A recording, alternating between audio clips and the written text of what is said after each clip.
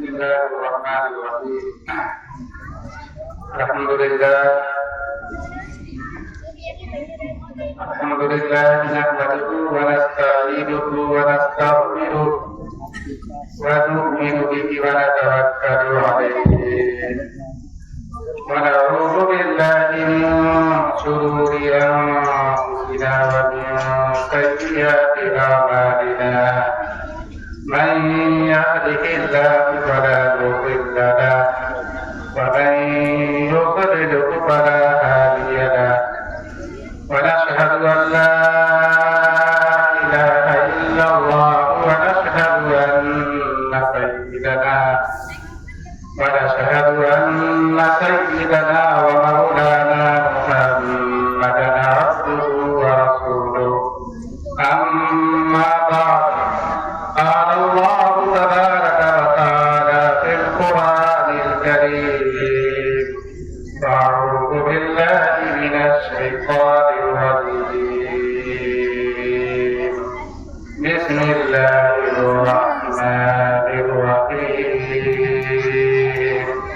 اقرأ باسم ربك الذي خلق الإنسان من علق. اقرأ وربك الأكرم الذي علم بالقلم علم الإنسان ما لم يعلم. صدق الله العظيم. قال النبي صلى الله عليه وسلم: طلب العلم فريضة على كل مسلم، أو كما قال عليه الصلاة والسلام. عزیزان کرام، جو لوگ بیٹھے ہیں بالکل جانے کا ماحول نہ بنائیں. مجھے اس وقت کوئی لمبا چوڑا بیان نہیں کرنا ہے، اس لیے کہ رات کا جو پروگرام ہے مجھے تقریر اس میں کرنی ہے. مجھے صرف مدرسے سے متعلق چند باتیں کہنی ہے. اگر آپ لوگ اٹھ کر چلے جائیں گے یا چلی جائیں گی تو پھر جو مدرسے سے متعلق صرف 2-4 باتیں بتانی ہے ہمیں، اس کے سننے سے آپ محروم رہ جائیں گے. عزیزان کرام، آپ نے بچوں کے پروگرام کو دیکھا اور اس بچوں کے پروگرام کرنے کا مقصد صرف یہ ہوتا ہے کہ بچے جو آپ کے ہم مدرسے میں پڑھاتے ہیں وہ ہمارے بھی بچے ہیں. ہم ان کے ساتھ بچوں جیسا سلوک کرتے ہیں، ہم ان کی قدر کرتے ہیں اور ہم ان کے لیے دنوں رات فکر مند رہتے ہیں.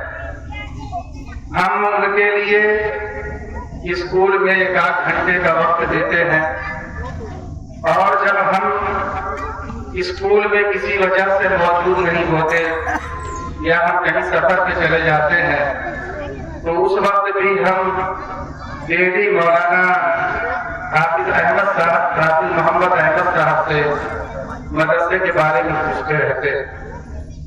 اور اس مدرسے کو یا اس مکتب کو میں محنت کر کے یہاں تک پہنچایا ہوں، اور جہاں تک پہنچا ہے یہ تمام چیزیں آپ لوگوں کی نگاہوں کے سامنے.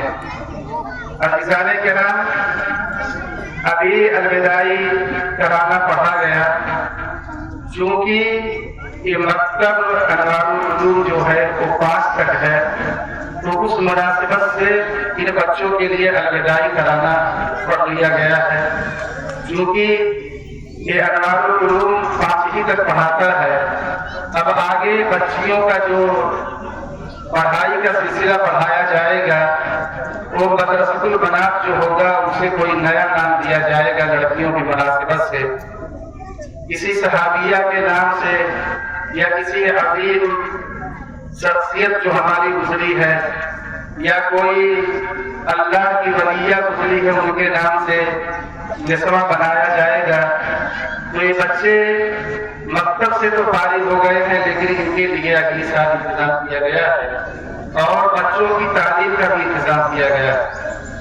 انشاءاللہ اگلی سال شروع ہونے سے پہلے ان بچوں کی پڑھنے کی جو درسگاہیں ہوں گی اس کا بھی انتظام کیا جا رہا ہے، اس کے لیے محنت کی جا رہی ہے، اور بچوں کا پروگرام رکھ کر کے جو گاؤں والوں کو بلایا جاتا ہے اس کا مقصد صرف یہی ہوتا ہے کہ کچھ اپنی باتیں لوگوں کے سامنے رکھی جائے۔ لیکن افسوس اس بات پر ہے، اگر آپ لوگ دیکھیں گے جو ہمارے سامنے بیٹھے ہوئے ہیں تو خود اندازہ ہوگا کہ گاؤں کی جو عورتیں ہیں الحمدللہ وہ تو ہر کونے سے کچھ نہ کچھ آ جاتی ہیں، اور انشاءاللہ شام کے وقت پوری تیاری کے ساتھ پورے گاؤں کی عورتیں اور چمرا کی تکیا کی عورتیں آئیں گی۔ لیکن آپ ہمارے بائیں سائڈ میں آپ دیکھیں گے تو گاؤں میں کتنے افراد ہیں، اس حساب سے میرا اپنا اندازہ ہے 10% لوگ بھی موجود نہیں ہوں گے۔ میرا اندازہ ہے، ہو سکتا ہے کہ 10% سے بھی کم۔ تو اس لیے عزیزان کرام، آج ہمارے جو مرد حضرات ہیں وہ دین سے، مکاتب مجالس سے، دین کی باتوں سے، جلسوں سے، دین کو سننے سے، دین کے اندر حرکت یعنی اپنے آپ کو متحرک رکھنے سے، ان تمام چیزوں سے بہت دور جا چکے ہیں، اور الحمدللہ عورتیں ان چیزوں میں حصہ لے رہی ہیں۔